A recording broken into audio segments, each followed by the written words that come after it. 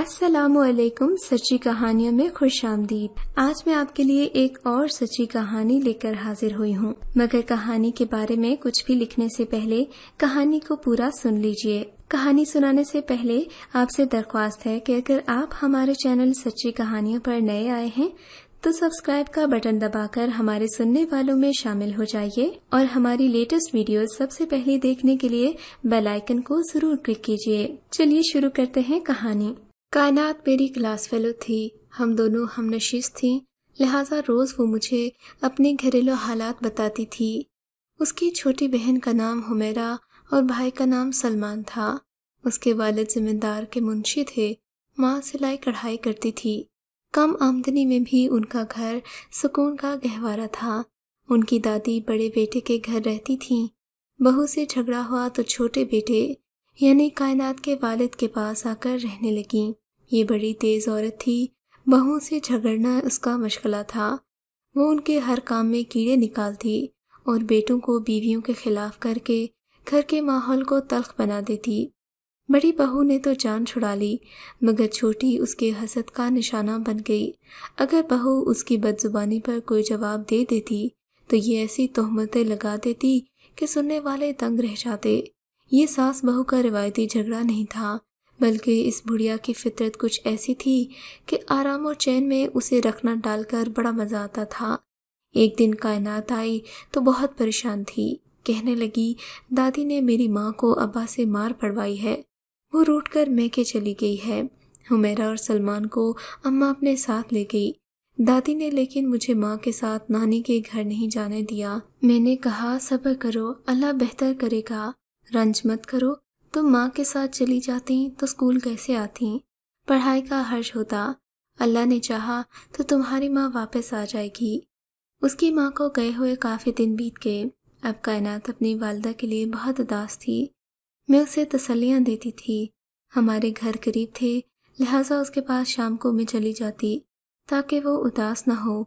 मेरा आना उसकी दादी को नागवार गुजरता था। वो मुझे घूर घूर कर मशकूक निगाहों से देखती। कभी कहती, स्कूल में तो मिल लेती हो, घर आकर वक्त ज़ाया करने की क्या ज़रूरत है। इसे घर का काम करना होता है और तुम आकर बैठ जाती हो तो काम पड़ा रह जाता है। मैंने इस बुजुर्ग खातून की बदमिजाजी की वजह से उसके घर जाना तर्क कर दिया। हालांकि जब खाला रादिया होती थीं तो मैं उनके घर जाती थी। वो मुझसे बहुत प्यार से बात करती थीं। घर में जो भी पका होता खिलाए बगैर न भेजती। बीवी के मैके चले जाने के बाद कायनात का बाप बहुत परेशान रहने लगा, मगर वो अपनी माँ की हर बात मानता था। लिहाजा चाहते हुए भी बीवी को मना कर न ला सका, क्योंकि उसकी वालदा ने इजाज़त न दी। हालांकि वो अपने दोनों बच्चों के लिए भी गमज़दा था। 6 माह गुजर गए, यहाँ तक कि वो कुर्ते कुर्ते नीम जान हो गया। उसने काम छोड़ दिया और नशा पीना शुरू कर दिया। यूं उसे नशे की लत लग गई। घर आना भी रह गया, खर्चा देना तो दूर की बात, माँ से बात भी न करता। बेटे का ये हाल देखकर माँ ने सोचा, अब बहू को वापस लाना चाहिए। ऐसा न हो कि बेटा हाथ से निकल जाए। तब वो एक दिन बहू के मैके गईं और उन्हें मिन्नत समाजत करके उन्हें मनाकर घर ले आई। कहते हैं इंसान बदल जाता है, मगर उसकी फितरत नहीं। चोर चोरी से जाए, हेरा फेरी से न जाए। 2 माह बमुश्किल गुजरे थे कि बड़ी बी के दिल में फिर वसवसों के तूफान उठने लगे। बहू पर शक करने लगी। लड़ाई झगड़े से आराम नहीं था। बेटा भी बेरोजगार हो चुका था। अब घर का खर्चा क्यों कर चलता। बहू से कहा कि अपने जेवर मुझे दो ताकि उन्हें बेचकर वहाज को दुकान करवा दूं। रोजी रोटी का कुछ आसरा तो हो, वरना बच्चे भूखे मर जाएंगे। खाला रातिया सास की चालाकी भांप गईं और अपने जेवरात उनके हवाले करने से इनकार कर दिया, जिस पर बुढ़िया बदगुलामी पर उतर आई कि तुम घर और बच्चों की ज़्यादा खैरख्वाह नहीं हो, तुम्हें अपने जेवर बच्चों से ज़्यादा प्यारे हैं। इस बात की सुनगुन रादिया खाला के वालिदैन को हो गई। झगड़ा बढ़ा तो किसी पड़ोसी ने जाकर मैके वालों को बता दिया कि जेवरात लेने की खातिर तुम्हारे दामाद ने बीवी को मारा पीटा है, उसकी खबर लो। ये जेवरात रादिया खाला को मैके से मिले थे, लिहाजा उनके वालिदैन बेटी के घर पहुंचे। कायनात की अम्मी को वाकई सास ने बेटे से मार पड़वाई थी। وہ لہو لہان پڑی تھی۔ والدین بیٹی اور زیورات ساتھ لے گئے۔ تبھی جھگڑا اور بڑھا، حالات بے قابو ہو گئے۔ داماد نے سسر سے گستاخانہ رویہ اختیار کر لیا۔ رادیہ کے بھائی نے بنوئی سے کہا کہ زیورات کا مطالبہ چھوڑ دو، میں تمہاری نوکری لگوا دوں گا، مگر اس شخص نے یہ پیشکش بھی ٹھکرا دی کہ میں تمہارا احسان کیوں لوں۔ دراصل بھاج انکل نشے کے عادی ہو گئے تھے اور اب نوکری پابندی سے کرنا ان کے بس کی بات نہیں تھی۔ انہی جھگڑوں کی وجہ سے کائنات بیچاری اسکول کی تعلیم سے محروم ہو گئی۔ گھریلو کام کاج کی خاطر انہوں نے اسے اسکول سے ہی نکلوا دیا۔ یوں میرا اس سے ملنا جلنا جاتا رہا۔ کچھ دن بعد سنا کہ اس کی شادی ہو رہی ہے۔ دادی نے کہیں غیروں میں رشتہ طے کر دیا تھا۔ گھرانہ تو خوشحال تھا، مگر دولہا کائنات سے عمر میں کافی بڑا تھا۔ شادی کے کچھ دن بعد وہ پرسکون ہو گئی۔ اب مجھ سے کبھی کبھار آ کر مل جاتی۔ اس کا شوہر اسے ہم سے ملنے سے نہیں روکتا تھا۔ وہ بتاتی کہ شوہر محبت کرنے والا انسان ہے، گھر کا ماحول بھی پرسکون ہے۔ 1 سال بعد کائنات کی دادی کا انتقال ہو گیا۔ گھر میں حمیرہ اور سلیمان اکیلے رہ گئے۔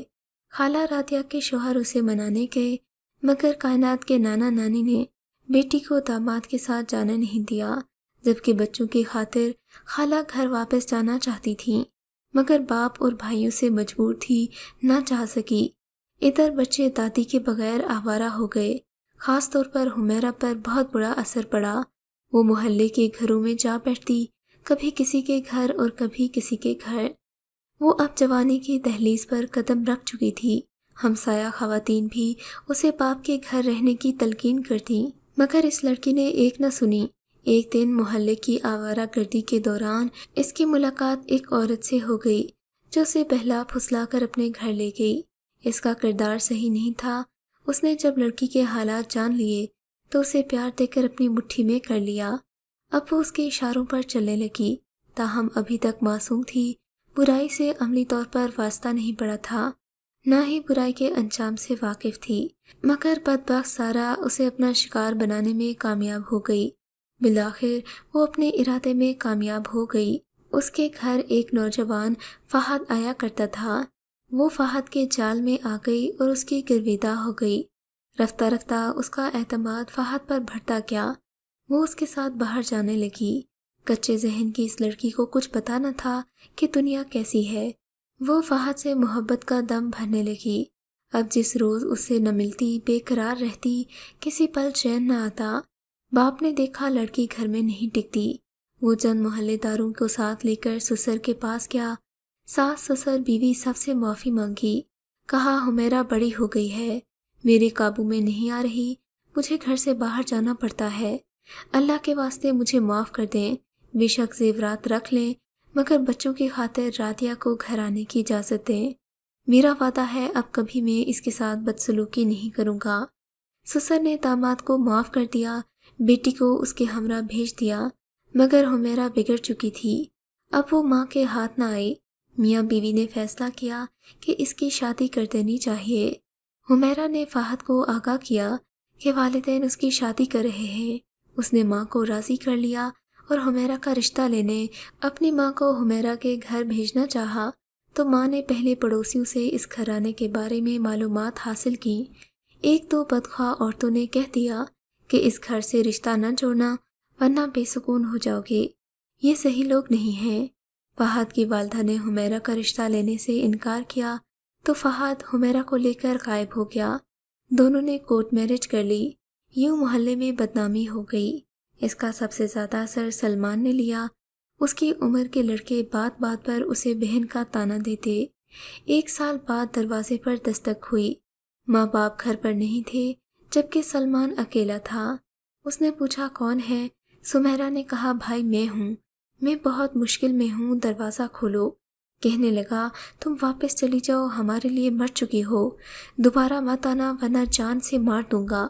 سلمان جو اب 17 سال کا تھا، اس نے نفرت سے دروازہ بند کر دیا، حمیرہ کو گھر میں داخل نہ ہونے دیا۔ معاملہ یہ تھا، حمیرہ بے حد دکھی تھی۔ فہد کچھ بھی نہیں کرتا تھا، بلکہ بھٹکی ہوئی لڑکیوں کو عیاش لوگوں کے سپرد کر کے بہت سارا پیسہ کماتا تھا۔ وہ اس برے ماحول میں ناخوش تھی۔ غلط انداز میں زندگی گزارنا اسے گوارا نہ تھا۔ اسی وجہ سے وہ لوٹ کر گھر آئی کہ ماں باپ اس کی غلطی کو معاف کر دیں، مگر سلمان نے دروازہ نہ کھولا۔ وہ تھانے چلی گئی، وہاں بیان دیا، تب اسے دارالامان بھجوا دیا گیا۔ اس نے خواہش کی کہ اس کی خلا کروا دی جائے تاکہ وہ فہد سے آزاد ہو کر ایک شریفانہ زندگی گزار سکے۔ ادھر فہد کو پولیس نے گرفتار کر کے حوالات میں ڈال دیا۔ سارا کے کچھ لوگوں سے مراسم تھے جو بااثر تھے، انہوں نے فہد کو رہائی دلوا دی۔ جس روز حمیرہ کو مجسٹریٹ کے روبرو پیش ہونا تھا، فہد کو بھی وہیں آنا تھا۔ یہ خلا کا کیس تھا۔ حمیرہ نے دلیری سے بیان دیا، ہر بات اس نے جج کے سامنے دہرا دی۔ بیان دے کر وہ جو ہی باہر نکلی، دارالامان جاتے ہوئے راستے میں فہد نے اسے بے دردی سے ہلاک کر دیا۔ یہ بھی نہ سوچا کہ یہ میری بیوی ہے اور میں اسے غلط طریقے پر چلا رہا تھا، بھلا اسے تو یہ بات پسند آنی چاہیے تھی، مگر اس نے یہ کیا کیا؟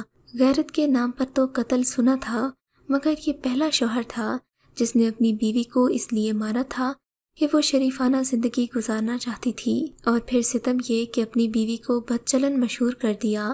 یوں ایک پرسکون گھر کی پردہ دار بچی اپنی معصومیت کھو کر بدچلن کہلائی اور آخر کار موت کی وادی میں اتر گئی۔ میں آج بھی سوچتی ہوں، اگر غور کیا جائے، حمیرہ کا قصور نہیں تھا جتنا اس کے گھر والوں کا تھا۔ اگر اس کی ماں اپنی بہو سے خواہ مخواہ ضد نہ کرتی تو آج یہ المیہ جنم نہ لیتا۔